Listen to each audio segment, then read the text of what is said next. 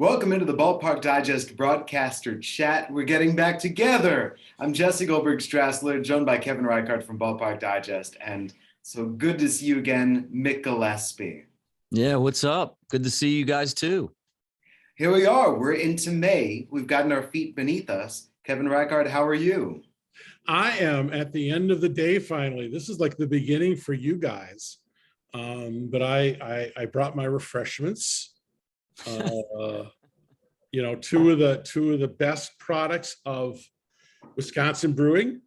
I know Mick knows. You know what this little size is called, Jesse? Haven't a clue. It's a pony. Pony, come on, Jesse. It's a pony. And I'm sure Mick knows this. What's it mainly used for in the state of Wisconsin? It's a side to a Bloody Mary.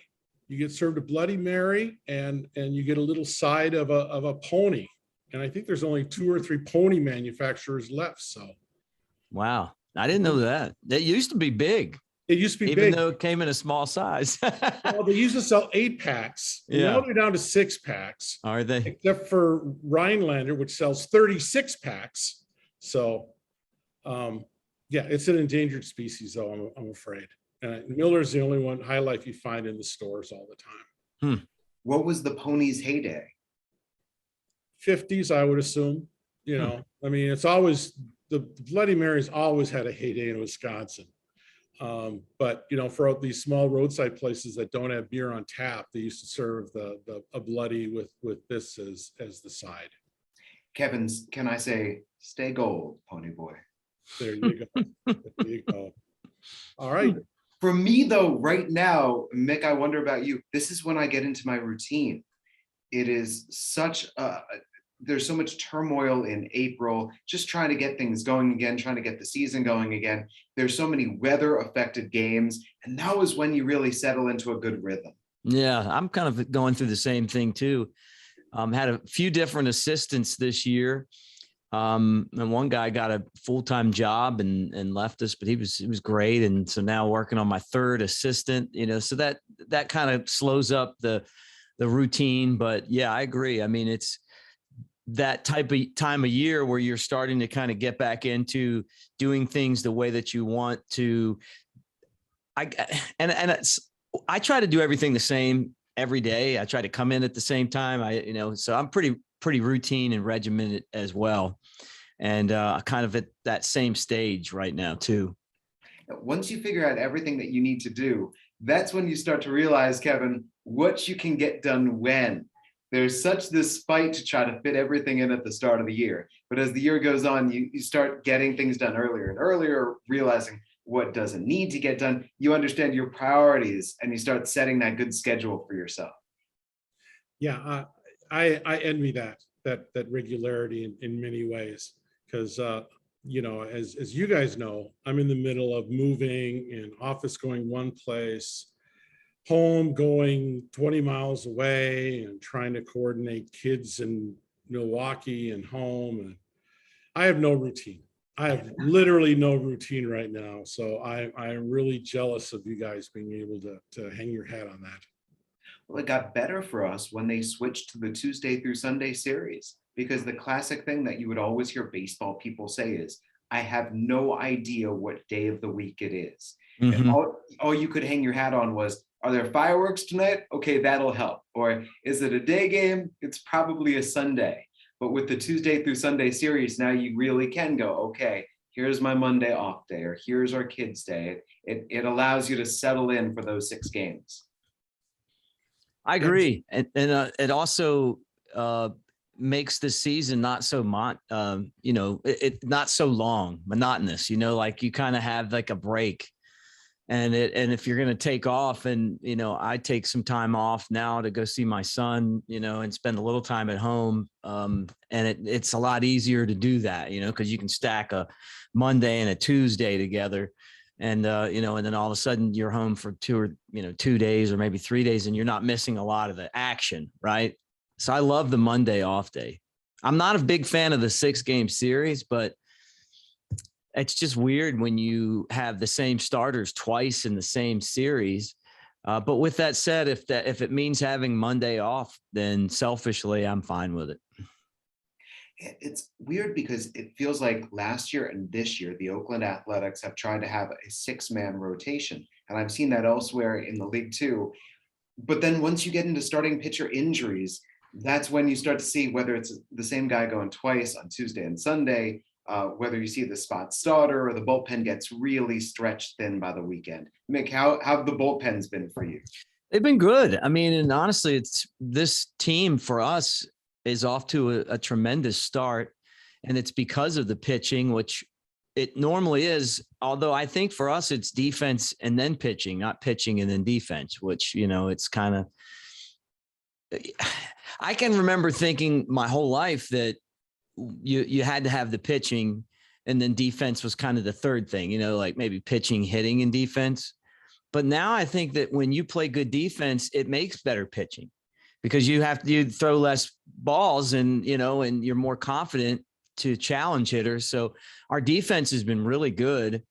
And then the pitching is kind of followed. So I got to give the Cubs a lot of credit because they're showing that this organization is improving after just years of awful baseball, honestly. And they're really good right now. And it's fun. Winning's fun. Yeah. Weird, right? Like at the end of the night, I'm in a better mood if it was a win. But yeah, no extra outs. No reason why the inning should be extended. No. And then the other thing, and I'm sure you're going to get into this, is with the new pitch clock. I mean, the games are just so fast, maybe a little too fast as a broadcaster.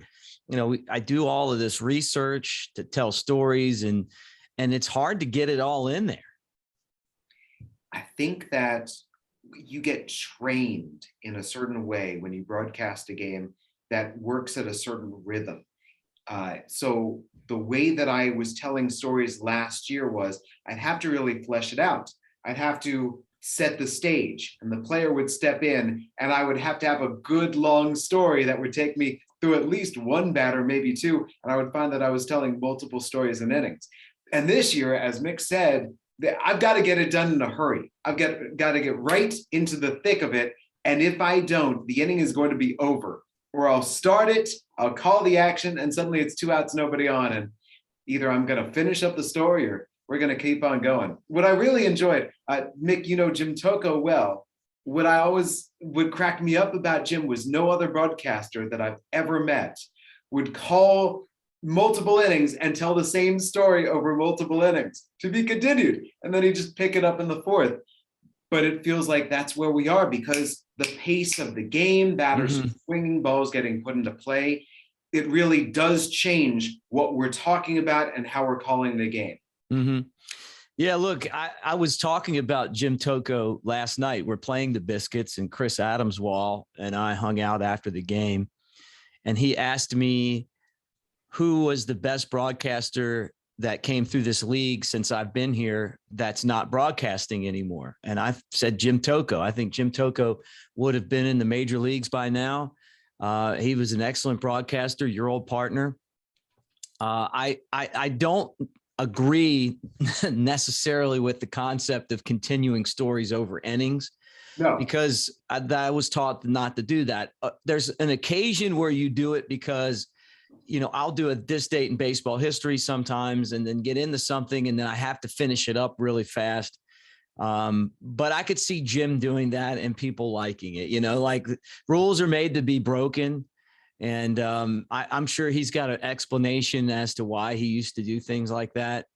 But yeah, I have a lot of respect for him as a broadcaster. And I still think that he, and you were there at the time, and it was like this even after he left. He actually came and did a couple of games with me in Montgomery, and people waited for him outside of the stadium.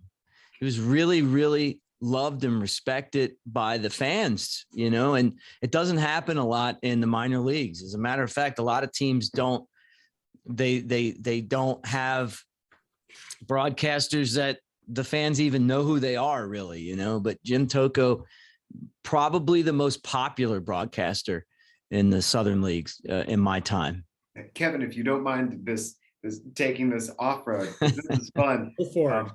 2 quick stories. The first one, just talking about Tocco, he would get emails sent in throughout the game with people just saying what row they were sitting in, what seat they were in.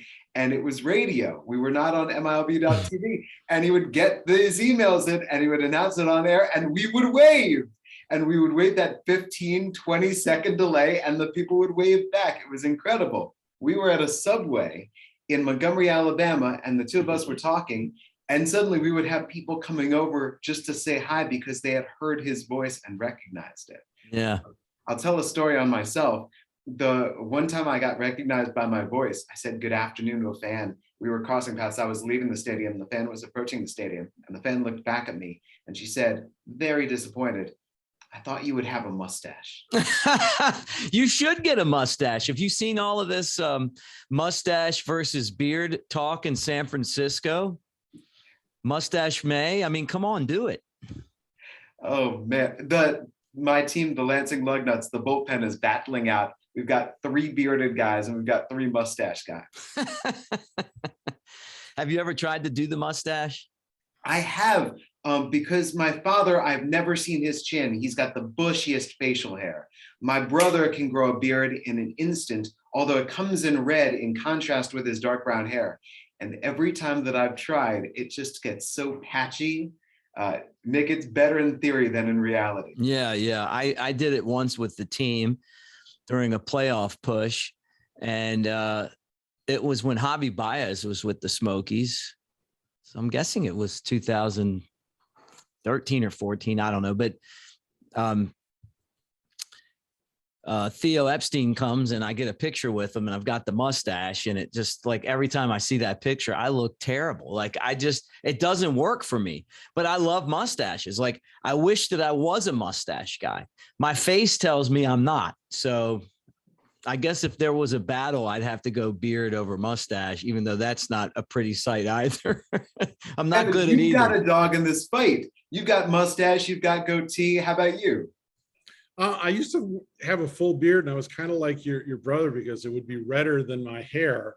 But my hair started going gray when I was, 16 back here. And the beard was great because I looked like 10 years older than I was at 17. Man, it was living the best life. Never had to go anywhere with an ID at that time whatsoever.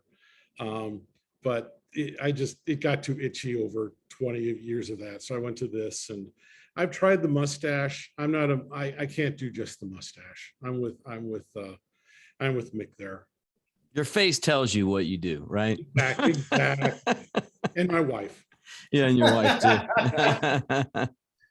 It's funny because over the course of a season, what takes shape? What are the different things that come up? There's mustache versus beard, but Mick, I'm curious if there's a game that is the game of your clubhouse, because it feels like every year there's something that takes over. The Lugnuts in years past have been big Uno guys. There was the chess year, the ping pong year. There was the year that everybody got into, I forget which video game it was, but they constructed a whole Fortnite. Yeah, there was the Fortnite year. There was Pokemon. So do you have a game that is this game of summer? If they have it, I haven't noticed it yet, but I'll keep a watch out because I'm sure that they're doing something. We've got a Settlers of Catan crew that is unbelievably competitive. And then the other side of the clubhouse is the Card Sharks. So it really makes for a good clubhouse. I cannot believe Catan is a big part. You got to say it right. You got to take care of those resources. All right, let's get into the rule changes. Mick, your thoughts. We just talked about the pitch clock and how it's affected us as broadcasters.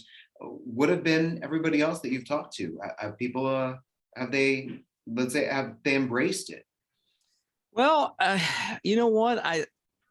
Honestly, it's working. I don't know that you keep the current pace of the clock. Maybe you make it a little bit more lax, where it's, you've got to be in the box, 9 seconds in, or, and it's like a 18-second clock.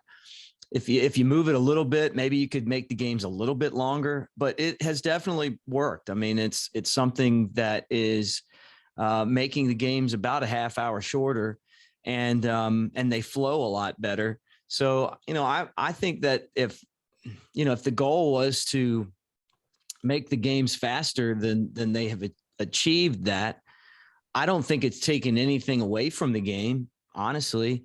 And I give it a thumbs up. I mean, if you're asking me, I like getting out of the stadium quicker.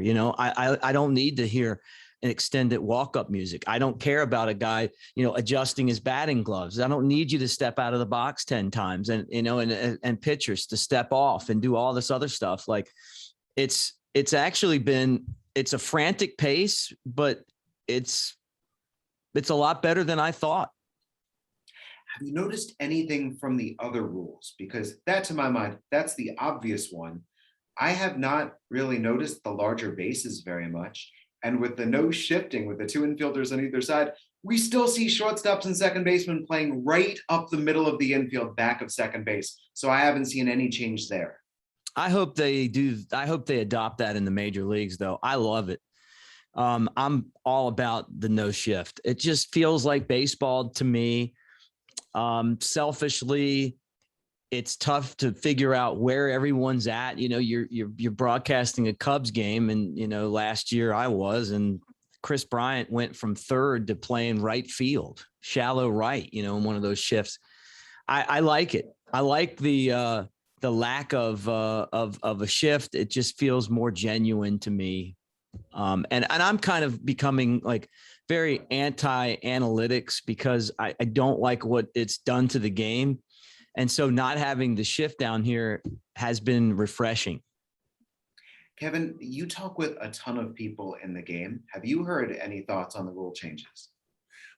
The consensus seems to be that no one notices the larger bases after 2 innings of a game, honestly.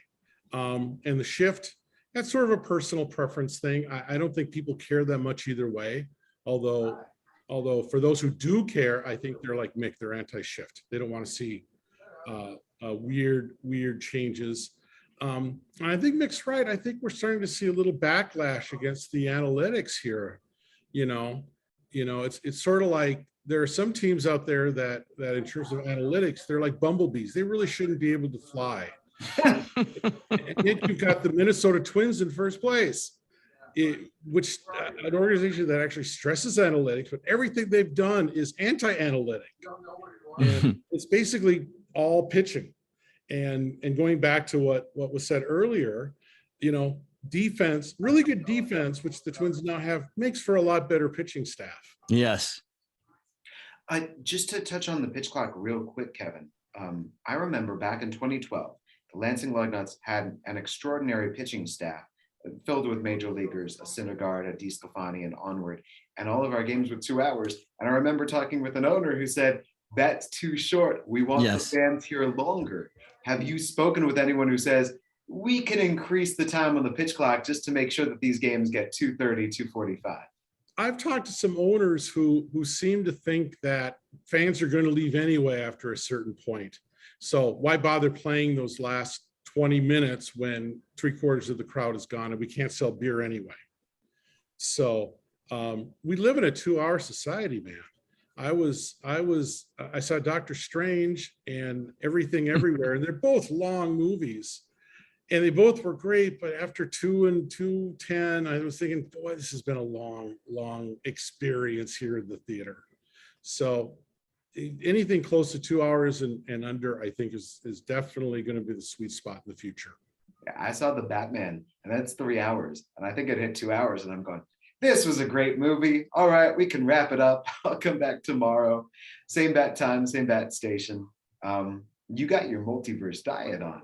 Oh my God, my daughters are heavy into the multiverse. They each demanded to see Everything Everywhere. In a different universe, your daughters care nothing for the multiverse. Or maybe in everyone but this one, they don't. That's the bet I would have made. About that idea of analytics, because I want to focus on that, because that, to my mind, is a catch-all term. So I'm curious for each of you what it means, especially because baseball at the major league level, a team has to adjust to the way that the game is being played now. If the ball is deader and if it's not flying so far, you've got to figure out other ways to score runs. Baseball suddenly has changed, and so teams have to make sure they change with it. Otherwise, we're going to see what happened with the Detroit Tigers, and you're not going to score. Yeah, I think we're seeing baseball intelligence come forward a great deal this year. You know, you can't just outrun someone or out athleticize someone. You have to play smart, given the fact that hitting's down, pitching's better. I hope it continues because I like these nice close games. Mick, what do you think about the difference in Major League Baseball and the way that things are played with the dead ball this year? Yeah, I don't know. I mean, I feel like the ball here in the minor leagues is juiced. I've been saying that to the people around the league, and when you square this thing up, it just goes a lot further than I'm used to seeing baseballs go in the past, and that's part of what we're doing. You know, experimenting with 3 different balls this year, and I'm not sure if it is a juiced ball or not, but it just seems like it is. At the major league level, the games are boring to me. I mean, like, honestly, and I'm not an offense guy. I mean, I like pitching and defense and 2-1 scores and stuff, but there's just too many strikeouts, you know, and it's like, I want the ball in play more. I don't know how you do that. And his pitching, has it gotten that far ahead of hitting, you know, or is it the baseball? How about the theory that the Mets hitting coach has? They said the players think that they use a juiced ball for like Sunday night baseball and some of the nationally televised games. And honestly, I believe him. I mean, he said that they have analytics that back it up too, you know, where the exit velocity and launch angle and the trajectory of the ball is different when they play those games. I'm curious. I guess to me, the biggest thing is, and I'm not trying to sidestep your question, but I almost feel like with Rob Manfred, there's always a reason and a motive behind everything. And I'm just curious, like, what is his motive for this dead baseball? It's like the exact opposite of what we had when they snuck in the juiced ball a few years ago, right? Why? You know, what does he want? Does he want the players to agree with him to bring in the juiced ball, or is it they want to move the mound back? I mean, I just feel like there's a reason why they're doing this. I don't feel like that all of a sudden the pitching just got that much better than the hitters. So I would argue it's an overcorrection, and I would argue that they did not anticipate that a little thing, and it really, it's those tiny little things with the baseball. That's where I really appreciate Meredith Wills and everybody who examines the balls. One little change with how the cork is, with how anything is, and we have seen that leads to a massive difference in the game, whether the ball is flying so much farther or whether it's not flying at all. This year is the humidor year. Can you imagine next year in the minor league? Every minor league team has to have a humidor. Hey, that'd be fine with me. There's somewhere I can put my cigars when I'm on the road, right? Right. We just had, Lansing is part of the Oakland Athletics organization. We just had Sam Schultz visit. She's an astrophysicist. She's an athletics pitching analyst. And so fascinating to watch her work with the individual pitchers as they just try little things, a little adjustment. They throw a pitch, then they check in, they say, is this doing what I want it to do? Let me try this little adjustment. Is this doing what I want it to do? And the hitter can't do that. The pitcher controls. The hitter has to adjust to whatever the pitch is and wherever the pitch is. So hitters can try to develop whatever it is that they're going, but they're always going to be behind whatever the hitter is because hitting is reactive. Right. Have you, either one of you, noticed, is umpiring getting worse anywhere, or is it just a major league thing these days? I mean, I feel like that's a factor when you talk about pitching, because it seems to me that the strike zone seems to be shifting even within a game. So I read an article that said that umpires are graded, and I wish I could give you the source. Umpires are graded on a different strike zone than the strike zones we see on our screen. Yeah, I've heard that too. That is the first thing that I think needs to be corrected, is whatever the umpire is getting graded on, that's what the entire system should be based on. Otherwise, they're getting an A on something that everyone on their screen is being told is not in the strike zone. That makes so much sense, because you watch some recent games, there's clearly pitches that were strikes, not even close. And yet the umpire called them a ball. They seem to have troubles with high zones still. So I think that's number one, we standardize that. Somehow we get everybody looking at the same strike zone. Number two, I really do think that we're going to the tennis Hawkeye challenge system. I think that we're going to see the automatic ball strikes put into place in the major leagues, and yet each team gets 3 challenges of a ball strike call over the course of the game. If you win your challenge, you keep it. If you lose it, you don't get it. Exactly what they're experimenting with in the Florida State League this year. I think that's the easiest thing. You disagree with a call, challenge, immediately you look up there on the big video board, it shows you it was a strike, and Right. we move on. I hope so. Because I'm one that feels like with the technology that we have now, that we shouldn't have, balls and strikes that aren't balls and strikes.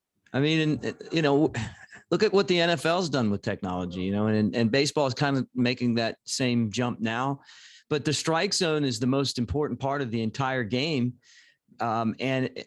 You can win or lose based on what those umpires miss and don't miss. And I've heard people say, well, you know what, it's bad for both teams, and stuff like that. I don't agree with that. I think that a ball or a strike that's called the wrong way in, a key spot changes the outcome of a game. I remember Cal Irmer telling me that when the late, great Twins scout and, longtime Twin, managed the Twins at one point. Just a lifer, great guy. And that kind of opened my eyes to how important it is. We're on the verge of the strike zone being electronic and them not missing calls. I think at first it'll probably be something that'll have some loopholes, but eventually it'll be either a ball or a strike based off of where the ball comes over the plate, and they'll have it geo-fenced and all that stuff, and it'll be an asset. And you watch Angel Hernandez behind the plate of a game, and he is so terrible. It's so bad. I feel horrible for the players. And to see Kyle Schwarber get that upset, knowing him, what kind of person he is, that frustrated with a strike zone, and both teams applauded him. The entire league did. Everyone that loves baseball. The umpires also need to be held more accountable. And I think it starts with, if you're not good behind the plate, what are you doing back there? We don't have to rotate all these guys in. Angel Hernandez should just, if they want to keep him and he's got to stay despite the fact that he's not good at the job, put him over at third base every day and you guys can pay him. He's probably one of the highest paid guys, right? Because he's been there the longest. And then just pay him to stay over at third base, and let guys that can, call balls and strikes better be behind the plate, It feels so straightforward. Right. This guy is a better catcher than his teammates. Let's just have him play catcher. This guy's a better balls and strikes umpire than everybody else. Let's just have him call the balls and strikes. That's a very easy thing to do. Yep. I do want to go back, Kevin, because you asked, are umpires getting worse? And I will give maybe the controversial, maybe not so controversial opinion. No. Umpires are getting scrutinized like never before. The pressure is on them like never before. I remember growing up seeing a quote like, how would umpires react if all of their stats were on a baseball card? That's great. If we could look at a newspaper and see the errors committed by umpires, same as we see the errors committed by the shortstop, but that's for every job. I make tons of errors on a daily basis. That said, if you go back decades, if an umpire was making poor calls, it would be hearsay, right? The batter would believe it, or the manager would believe it, or they'd go into the dugout, they talk about it. But for so long, you wouldn't actually have video evidence that the batter could say, look, or the pitching coach could say, look, or during the game, you could say in the third inning, you screwed us. And the more and more that we've got that video and it's instant and we can immediately tell was the pitch in the strike zone or not, that has caused things to reach a boiling point, to the point where as a game increases, the pressure is on because you can shout at the umpire, you got us in the second inning, or you need to fix this right now. Everything before this, Earl Weaver was shouting about whatever he thought. And now we know. Right. Have you seen that? I don't know whether it's new or whether people are just noticing it more. The stat that grades how well catchers frame the pitch. Yeah. I think it's hilarious. I think because it's true, stuff that's not supposed to be a strike, it's framed correctly by a catcher. And, replay is going to stop that too, to an extent, I'm sure. Yes. Although the opposite side of it, and I can understand a baseball person who will say if the catcher set up outside and the pitcher missed inside, it doesn't matter that he missed on the corner, penalize the pitcher for missing his spot. But there's the part of me which says, if a pitch is here and that is in the strike zone, I want that to be called a strike every single day, every single inning. If I'm a pitcher and I throw a pitch to a spot, I want to always get the same call on it. If I'm a batter and I take a pitch in a spot, I always want to get the same call on it. It makes a batter look so bad to take a called third strike. But if you know that same guy took that same pitch and it was called a ball, can you blame him for taking that pitch? Mm-hmm. Yeah, exactly. Yep. Consistency is all anyone really wants out of this process. Mm-hmm. I don't think they're getting worse, by the way. I agree with Jesse. I think they're probably better now than they've ever been. But they're scrutinized. We can go back and watch the video. I love it when the umpire takes responsibility for a mistake, whether you're throwing out a star pitcher in the first inning and you're being an idiot. And then you say, hey, I was an idiot, or you miss a pitch and you just kind of tap your chest and say, hey, you know what, you're human. And I like that a lot better than that befuddled Angel Hernandez look when, every single game, he's so awful. And you're just like, how is this guy in a uniform? And maybe we need some new blood in the umpiring ranks too. Yeah. Stay there forever. That's right. I agree with that too. And maybe we should have more umpires rotate in and out. Yeah. I think a problem in the minor leagues that I see, I'm currently in high A, we have 2 umpires on a crew. Same as that stinks. single A. Yeah. That makes it so difficult on these umpires. And I understand there might be very few umpires. So you need to find umpires in order to fill out the crews. But it's the same thing to my mind as asking, okay, you're coming up through the minors. I'm going to need you to play the entire left side of the infield. These umpires have to do so much, and then their job gets easier as they increase levels. But as they increase levels, they're better umpires. So you're putting way too much on the umpires with the least experience, and that doesn't make too much sense to me. We have 3 in this league. I forgot what a 2-man crew looked like, because it's been a long time since I was in the Carolina League. And it's tough. You're appealing to a base with no umpire a lot. The umpire's over by shortstop. Yeah, I forgot about that. You just said that, and I remember now my year in Salem and how tough it is. They miss a ton of calls just because it's impossible to get them all right.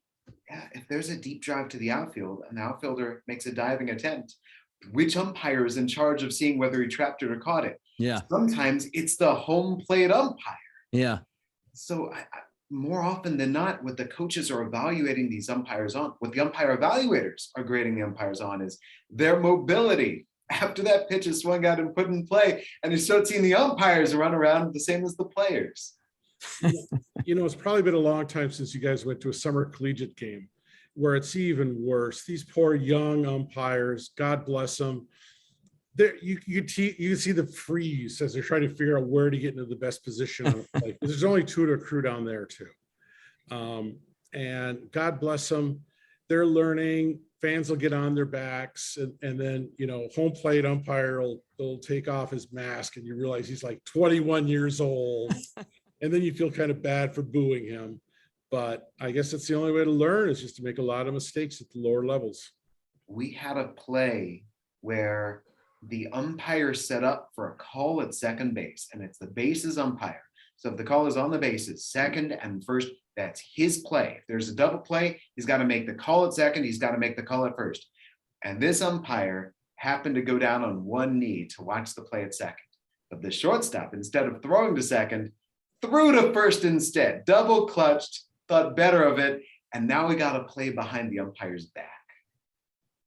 So I felt so sorry for this guy. He's got to make a call and everyone's looking at him. And how in the world he didn't see it? He made the call anyway. Here comes the argument because I'm sorry you didn't see it. So you have no idea.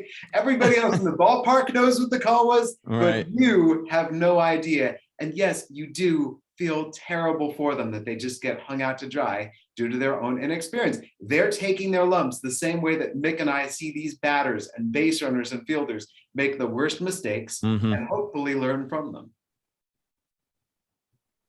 Man, I don't know, Kevin, if any other top stories over the course of this young season jumped out at you. The rule changes are the biggest as far as the people I talk to. This has been an interesting season in terms of the front offices anyway. I think things are maybe back to 75% or so. Supply chain hit everyone this year a lot harder than I think they anticipated. Okay, what stories have you heard? Because I've heard a ton. Well, it's just that merch is being hung up on container boats somewhere off of China. You know, the container can't even get to pick up the merch because it's sitting empty in the port or surrounding the port. And, you know, teams are a little hesitant to do some big promotions because they're not guaranteed the merch is going to be around. You know, bobbleheads are problematic. I think some teams have, you know, gone more domestic in terms of their sourcing, but then that's additional cost. So I think we're, you know, a good year and a half before things are operating on all four cylinders, quite honestly, as supply chain stuff gets cleared up. And we're still dealing with the blip where, you know, everyone, you know, so many people got wiped out in the industry. That's the word normal, right? The focus on returning to normal, getting back to normal. And you just realize how much is not normal. Even as we're trying to go about our business, Mick and I have our jobs that we do, and here we are, and there are baseball games and there are expectations. And yet the obstacles that are placed in each of our ways in different ways that there's nothing you can do. You've got no control over it. And yet there is still no normal. No, and there won't be for a couple of years, mainly because everyone's still freaking out over the facility guidelines, or anyway, those who have ballparks that don't meet the facility guidelines. Some teams have handled it really well. Other teams, I know a few, I think it's inevitable they're going to lose minor league baseball. They just don't have the money to meet the standards in 2025. I mean, millions and millions of dollars. Well, Spokane, 20 plus. Springfield, they're operating in the dark as to how much they need because no one sat down and figured it out, because I don't think the Cardinals really want to know. And Springfield doesn't have the knowledge of the industry that the Cardinals have. So there's just weird uncertainties out there. And like I said, I think there's some teams that are just going to throw in the towel and say, you know what, it's just not worth it. I think if you're running an independent league right now, you're taking phone calls from some affiliated owners saying, well, where are you going to be in 3 or 4 years? Right. I know the Red Sox threw in the towel in Lowell. So, you know, we'll see what happens there. But they haven't contacted Salem either about staying. So, you know, Lord only knows what's going to happen in both those communities. This is going to be fascinating to keep our eyes on. Mick, how are the ballpark renovations entering this year for you? Well, I mean, we're on schedule to have a new stadium 2025, so that'll be pretty cool. This ballpark's still great, though. You know, enjoyed it. Caught a no-hitter this week, one of those combined no-hitters. I guess we should talk about that. But I'd say that Chattanooga in this league is the market I'm worried about. I spent 2 years there. I love the city. It's a great baseball town. And I don't know that there's momentum for them to get a new stadium, and their facilities just are far short of what forget about MLB. They got a lot of work to do. And I hate that because I don't want them to lose baseball, but they're going to have to figure out something. The clubhouses suck. It's just kind of places falling apart. I think you're going to see a plan from Jason Fryer and investments in the next 6 months. Good. For a new ballpark at the Foundry development. I hope so. I hope so they need it. It's too good of a market not to have baseball. Oh, absolutely. Absolutely. And, Jason, big projects take big time. Yeah. And, Jason, man, he does nothing small between Fort Wayne and Columbia. Those are both big projects. Right. Great teams. Yeah. Both of them. So I don't think we'll see anything stopgap. But I think you're going to see a few cities start to say, well, is affiliated ball really worth the money that we're asking being asked to contribute? Mick, combined no-hitter. You got to call a no-no.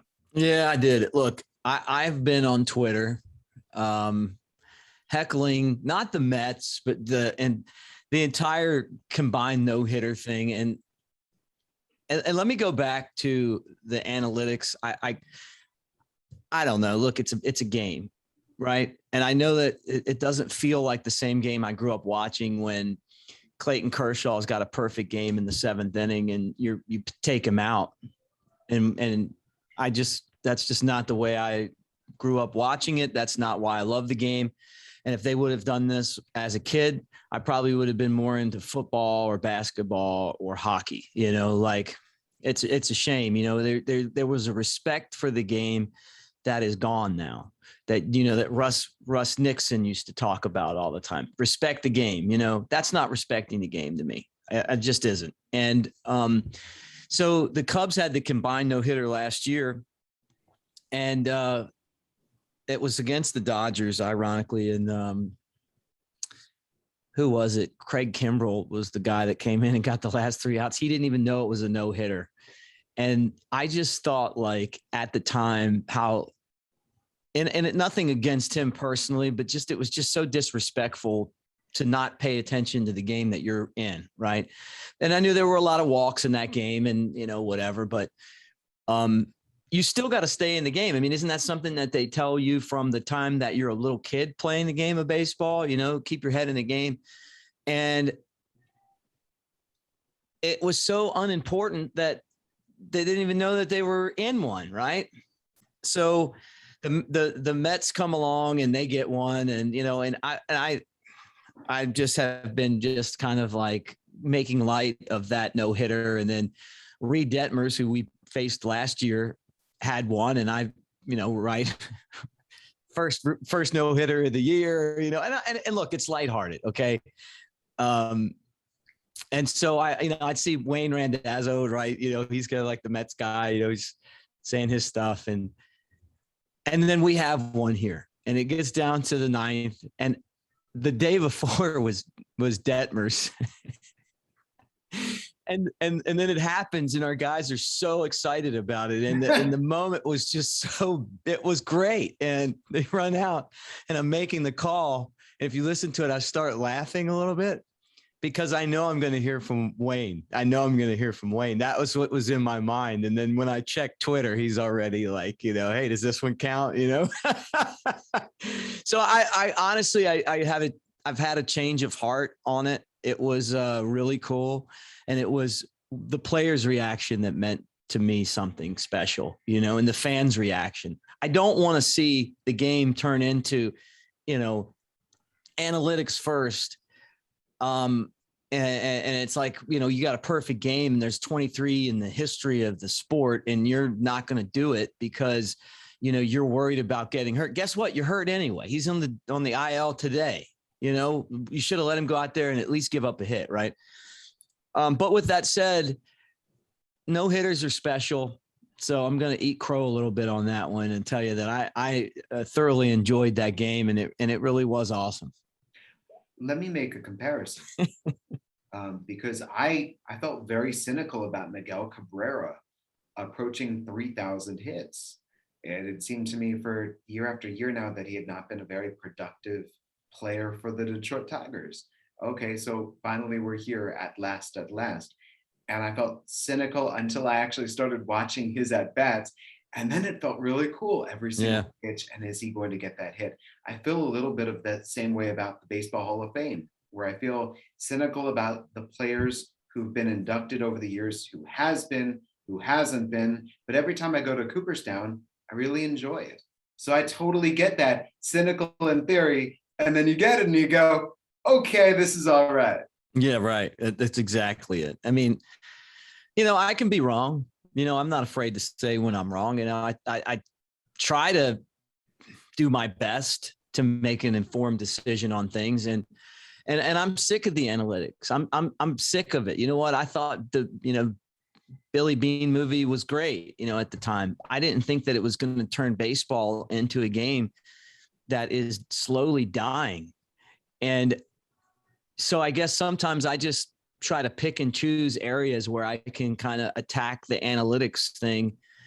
And so that's what I was doing. But like you said, I was so wrong. I mean, it was an awesome moment. It was like watching those guys celebrate. It was like, okay, you know what? This matters to them. So it should matter to me too. And I caught it like that. But I will say this, and you'll appreciate having, been in this for a long time. There's always the debate on the no-hitters, how you broadcast the no-hitter.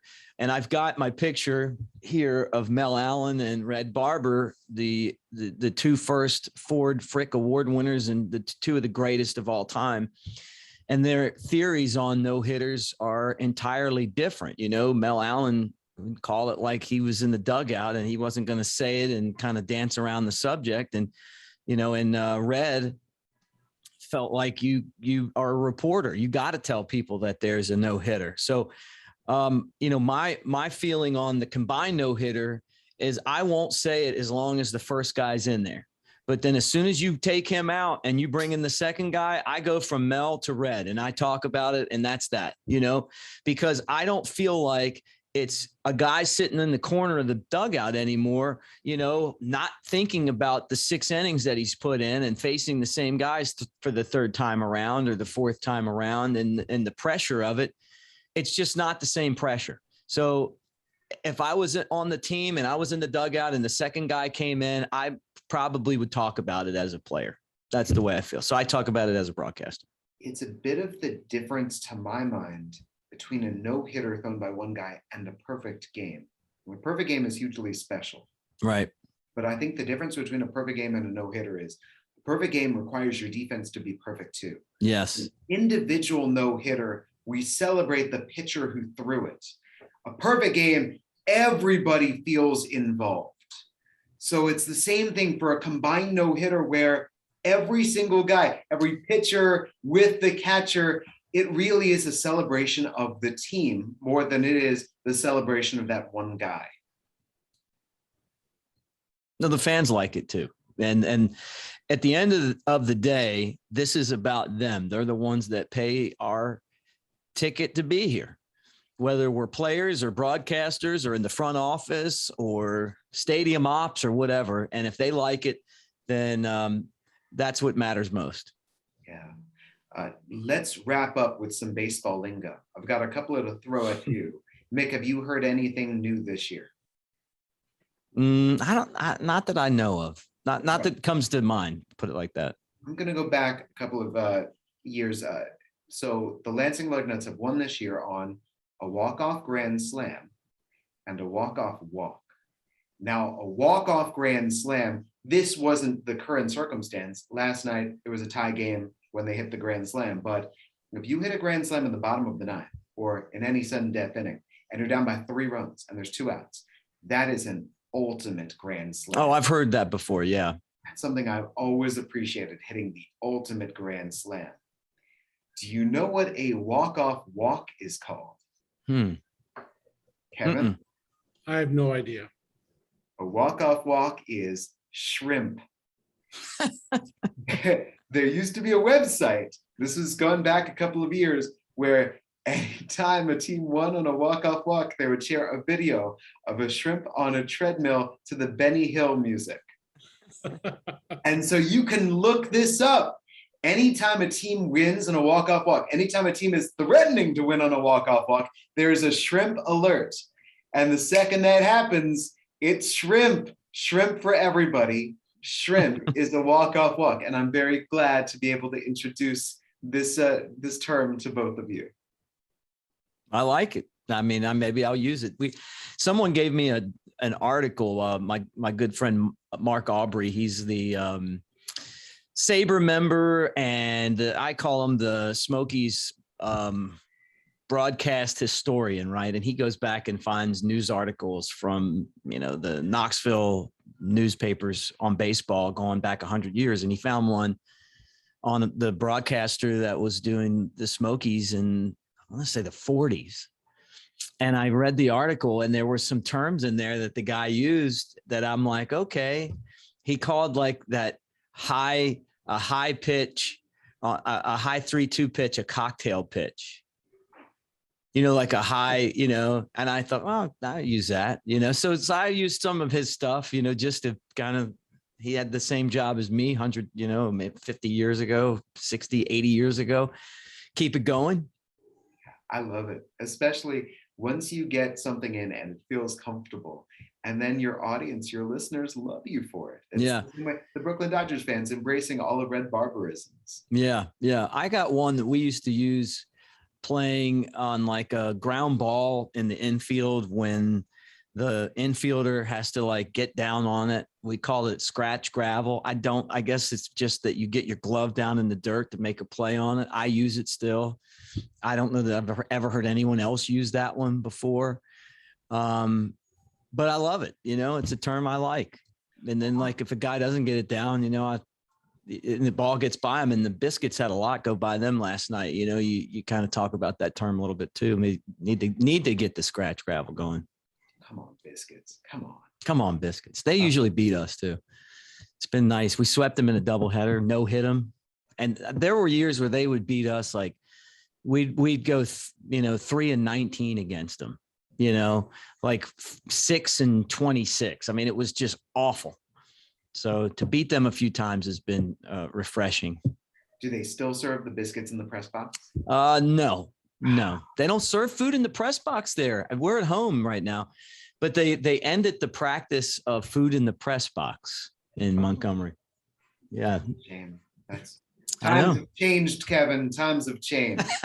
The industry's just going to hell in a basket, isn't it?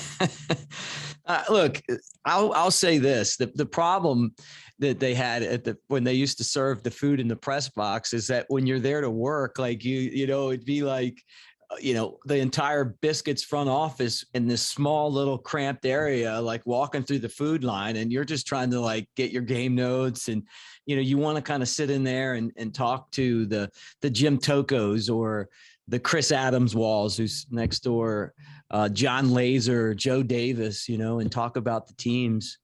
Montgomery's had, for a team that isn't very old, like they've had a really great history of broadcasters too. So that's a time when you get a chance to talk to those guys. And it's a lot easier. It was when we were there this year, just because there were less people in there. Not that I ever minded having the people in there. It was just like, it's just a small space, so I think that's probably why they did that. And maybe COVID, I don't know, but no Biscuits in the press box. Let me give you one more question before we wrap up. What is the best food that you've ever eaten as a press box meal? Oh, good. Yeah, I can tell you the worst was Jackson. Jackson used to serve these fried bologna sandwiches. They were, it's like this big, thick, terrible bologna on 2 pieces of white bread, and it wasn't good. I just remember never eating in there, or like a pan of Salisbury steak that, looked like something from prison. That's why they don't have a team anymore. And then Now the thing is, like, you go and sit in as the broadcaster, you go and eat your meal with the front office in the front office, right? So Birmingham always takes good care of us. Montgomery, honestly, most of them are pretty good. What is the best though? Look, the best we ever had, now press box meal though. Biloxi usually does a good job with that. Montgomery did a good job with it. But I'd say that Biloxi, the first few years the Shuckers were there, they would have like really good fish and stuff. So I'd say probably them. That's awesome. One of my early years with the Lugnuts, the chef, now deceased, wonderful chef, and I loved just sitting down, cracking up, and seeing what he would do to serve us. Mick, he served a chocolate fountain. Oh, that's awesome. It was incredible. That's great. Nobody forgot it. Any final thoughts, Mick? Well, we're lucky. I got to throw Pensacola in there too, because I'm going to run into these guys and they're going to be like, hey, you didn't mention us. Like, I'd say that the press box food and the lodging has improved substantially since I started in baseball. And in this league, they normally take pretty good care of you. But my final thoughts are, it's good to see you guys, and it's great to talk baseball again. And I'm glad to get to do this. Thank you. Kevin, any final thoughts? I have none. I don't normally eat a lot of press box food, but although I was at the Nashville MLS opener and their press box food was excellent. It was like 4 courses and multiple waves of desserts, and boy, Nashville SC knows how to put on a party. See, Kevin, when there's good press box food, you remember it. You enjoy it. I just figured out what the best one was while we were sitting here. Okay, spring training, Scottsdale Stadium, Don and Charlie's. Don and Charlie's. Back when Don and Charlie's was a thing. And I miss Don and Charlie's. We should start the Kevin, Jesse, and Mick's in Scottsdale and take over, because they sold it to build a hotel. Which is being built now. Yeah, man, I miss that place. God, I miss that place, Kevin. What a great spot. Don still comes to the press box with the food. Does he? Yeah. Okay. Yeah, that was great. Now, I did love that. So I'll give him number 1. That's it's usually pretty good there. Good salads, weirdly enough. And it's free. No one gives it free in the big leagues anymore. But Scottsdale Giants, you guys win today. Congratulations. And with that, we wrap things up. From Mick Gillispie and Kevin Reichard, I'm Jesse Goldberg-Strassler. This has been the Ballpark Digest Broadcaster Chat.